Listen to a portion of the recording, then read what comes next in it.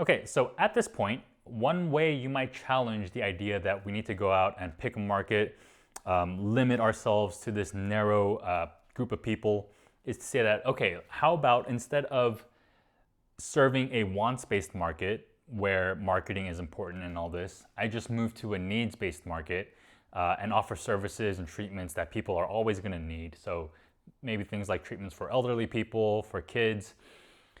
That whole idea is based on the idea that needs and wants are on the spectrum, opposite ends of a spectrum. I can escape the need to market by going to a needs-based market, but that framework is wrong.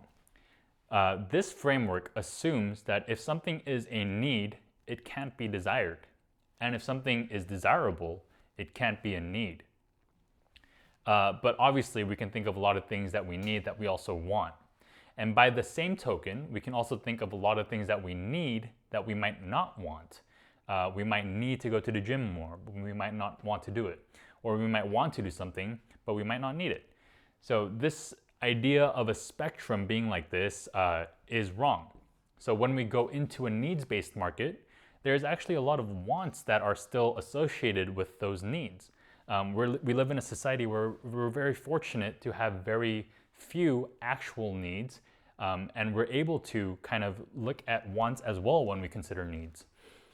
And so how it actually happens is that needs and wants are part of the same system.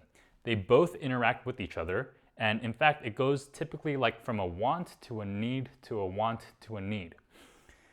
So let's define another functional definition of needs and wants.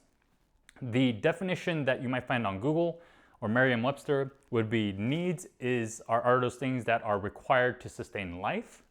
Wants are those things that improve life but aren't required to sustain it. I don't think that definition works because if we do use that definition, then our children aren't needs, our family aren't needs, like we can kill them and we'll be fine. Our teeth are not needs, like all those things do not support our life, therefore aren't needs. But I could very much argue that those would be like very psychological needs. And at the same time, wants are things that improve life but aren't needed. That gets very blurry as well. Our functional definition is going to be wants are preferences.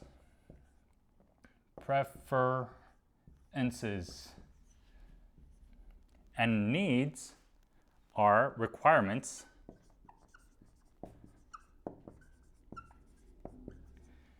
Requirements for maintaining baseline function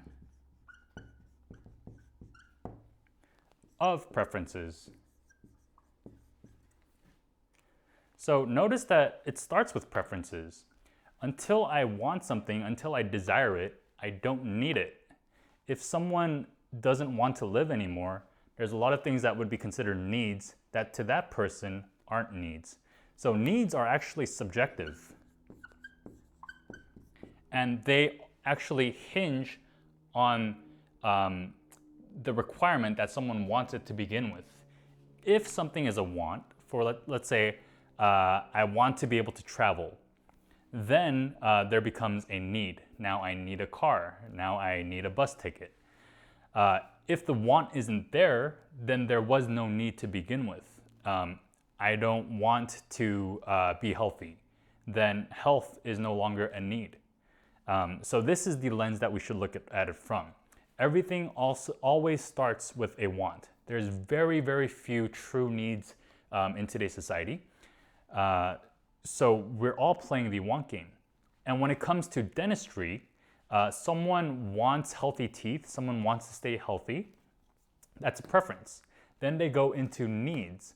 I need to see a dentist. I need to get this treated.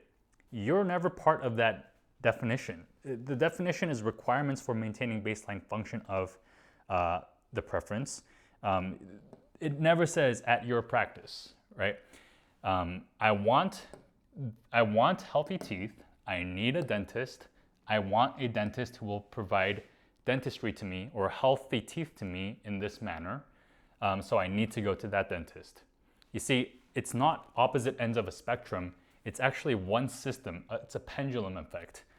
So that's how I want you to be able to see needs and wants.